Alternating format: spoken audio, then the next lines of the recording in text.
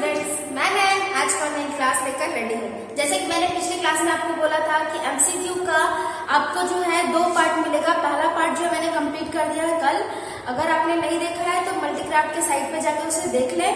MCQ अच्छे से solve किया हुआ है, सारा क्वेश्चन बताकर पूरा अच्छे से क्वेश्चन को डिक्टेट करके।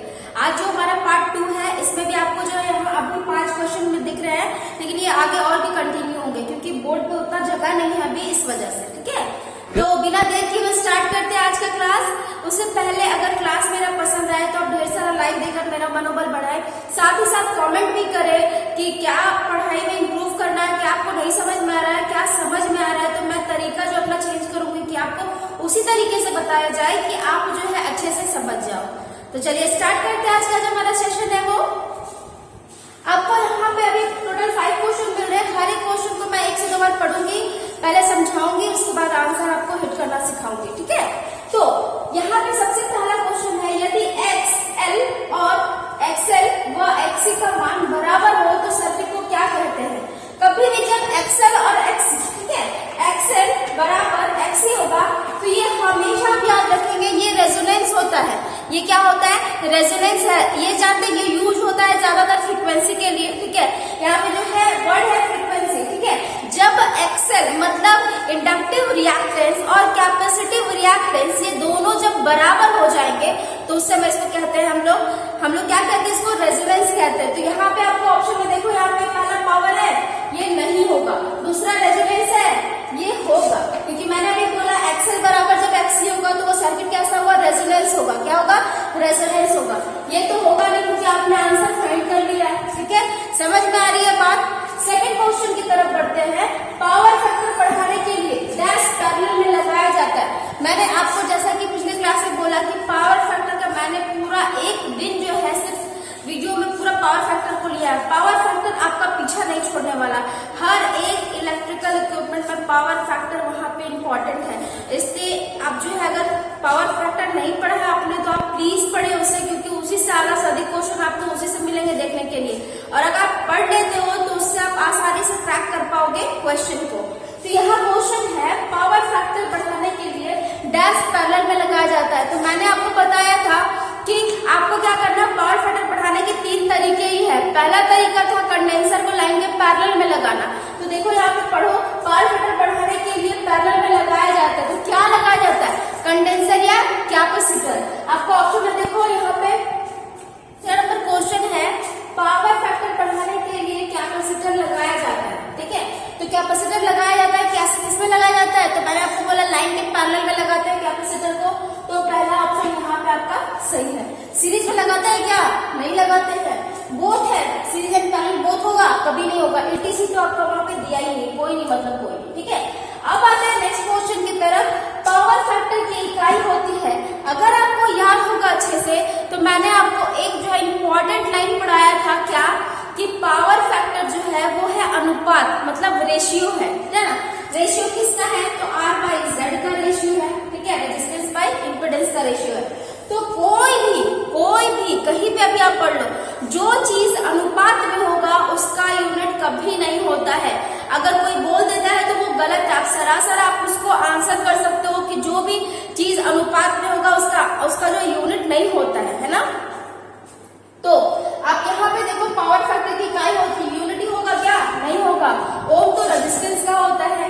यहाँ पे ऑप्शन 1 नहीं है। ठीक है, और ये बोथ 1 और 2, तो ये भी नहीं होगा। तो पावर फैक्टर की इकाई क्या होती है? नहीं होती है। तो ऑप्शन मेरा आंसर जो होगा वो नहीं होगा। ठीक है, अब यहाँ पे नेक्स्ट क्वेश्चन की तरफ बढ़ते हैं।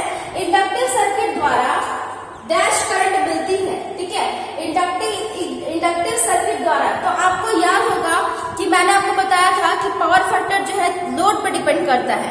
अगर लोड जो है कैपेसिटिव होगा तो वो लीड करेगा, इंडक्टिव होगा तो लैग करेगा, रेजिस्टिव होगा तो यूनिटी होगा। लेकिन यहाँ पूछा क्या है?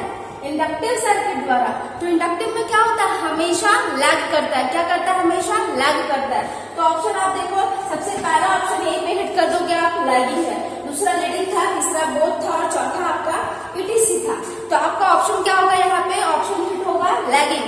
आपको याद रखना है, जब भी रेजिस्टेंस का बात होगा तो वो यूनिटी होगा पावर फैक्टर, जब कैपेसिटर का बात होगा तो वो होगा लीडिंग, और जब इंडक्टिव का बात होगा या इंडक्टर का बात होगा तो वहां पे जो सर्किट होगा लैग करेगा। ठीक है, बढ़ते अपने नेक्स्ट क्वेश्चन की तरफ। फ्रीक्वेंसी बढ़ाने के साथ एक्सएल भी डैश होता है। ठीक है, या फिर डैश है, क्या होगा? तो यहाँ पे आपको सीखना है, आपको समझना है। जैसे ही फ्रीक्वेंसी आप बढ़ाओगे, ठीक है, तो एक्सएल जो है मतलब क्या? Inductive reactance. इंडक्टिव रिएक्टेंस, तो इंडक्टिव रिएक्टेंस क्या होता है? हमेशा बढ़ जाएगा। अगर हम फ्रीक्वेंसी को बढ़ाते हैं तो मेरा एक्सएल जो है वो हमेशा बढ़ता है। तो आप यहाँ पे ऑप्शन देखो, पहला घटता है, दूसरा बढ़ता है, तीसरा कांस्टेंट रहता है और चौथा ETC। तो आपको आंसर क्या करना है? बढ़ता है। क्या करना है? बढ़ता है। क्लियर हो रहा है अच्छे से? अभी आपको जो भी क्वेश्चन कराया मैंने, कहीं भी कुछ भी कंफ्यूजन हो तो प्लीज मुझे कमेंट डाउन जरूर करें। मैं हर एक बच्चे का मैसेज का रिप्लाई करती हूँ, आपने देखा भी होगा। और प्लीज वीडियो को व्यूज दीजिए, अच्छा व्यूज। मैं अप्रॉक्स जो है 100 बार एक दिन में होना चाहिए, लेकिन उतना हो नहीं रहा है। हालांकि 2 दिन लग जा रहा है, लेकिन उसको भी आप जो है, आप अगर चाहते हैं, आपकी इच्छा होगी, आप पढ़ना चाहते हो तो एकदम कंफर्म है जो आपका व्यूज मेरा बढ़ेगा, लाइक्स बढ़ेगा। और साथ ही साथ मुझे जो है मुझे एक बोलते अच्छा लगेगा कि बच्चे इतना अच्छा रिस्पांस करे, तो मैं और एनर्जी डाल के इसको पढ़ाऊंगी, अच्छे से सिखाऊंगी भी आपको, है ना। तो चलिए बढ़ते हैं नेक्स्ट क्वेश्चन की तरफ। नेक्स्ट क्वेश्चन की तरफ।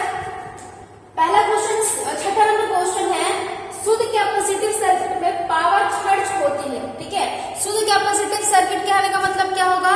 शुद्ध कैपेसिटिव सर्किट कहने का मतलब होगा जहां कैपेसिटर लगा होगा। ठीक है, कैपेसिटर लगा होगा।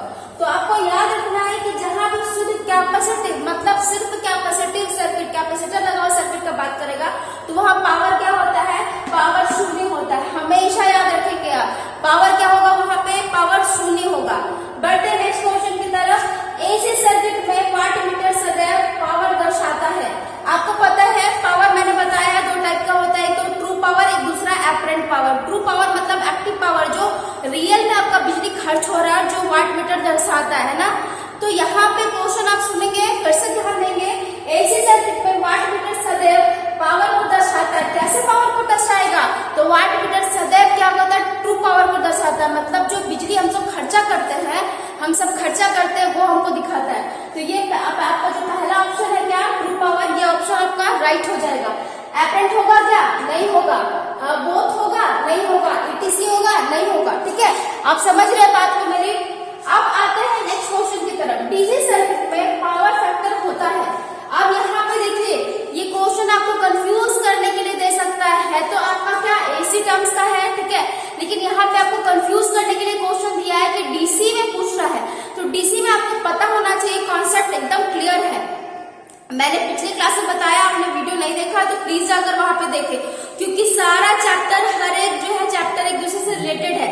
यहाँ बात करें डीसी का, तो डीसी में हम जानते हैं कि करंट को रोकने के लिए सिर्फ और सिर्फ रेजिस्टेंस होता है। तो जब पावर फैक्टर का बात होगा तो रेजिस्टेंस के रिस्पेक्ट में बात हो रहा है, तो पावर फैक्टर रेजिस्टेंस में क्या होता है? यूनिटी होता है। क्या होता है? यूनिटी होता है। तो लीड होगा? नहीं होगा। लैग होगा? नहीं होगा, लेकिन यूनिटी होगा। आप समझ रहे हैं कैसे आप आंसर हिट कर रहे हैं? जरूरी नहीं आपको कि पूरा रट कर याद करना है, आपको कॉन्सेप्ट समझना है। कॉन्सेप्ट आपने समझ लिया तो आप इजीली जो है सारा सॉल्व कर सकते हो।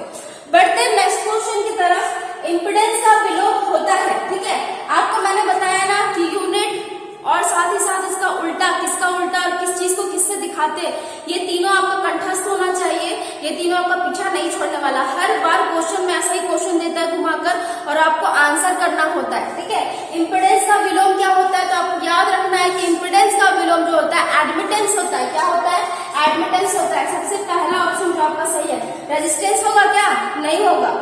कंडक्टेंस होगा? नहीं होगा। ETC तो वो तो एकदम है ही नहीं। ठीक है, आपके एग्जाम में भी 4 ऑप्शन आपको आएंगे और आपको ऑप्शन हिट करना है, तो आप या तो पढ़कर पूरा रटकर हिट कर लो या तो फिर कॉन्सेप्ट समझ लो और उसके बाद हिट करो।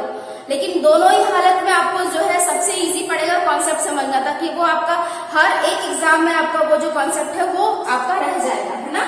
चलिए फिर पढ़ते हैं अपने नेक्स्ट क्वेश्चन की तरफ। पावर फैक्टर ट्रू पावर तथा डैश का अनुपात है ना। अभी मैंने क्या बोला?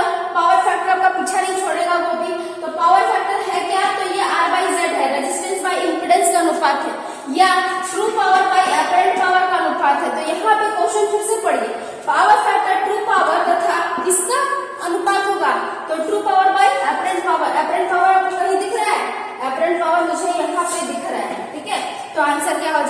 स्टडी पावर है। आपने देखा जो मैंने पढ़ाया उससे हर एक चीज से क्वेश्चन जो उठ के आ रहा है, तो आपको डेफिनेटली आपको थ्योरी वाला पार्ट पूरा अच्छे से क्लियर करना पड़ेगा, न्यूमेरिकल क्लियर करना पड़ेगा, तब आप कहीं जाके ये सब एमसीक्यू एकदम इजीली सॉल्व कर पाओगे।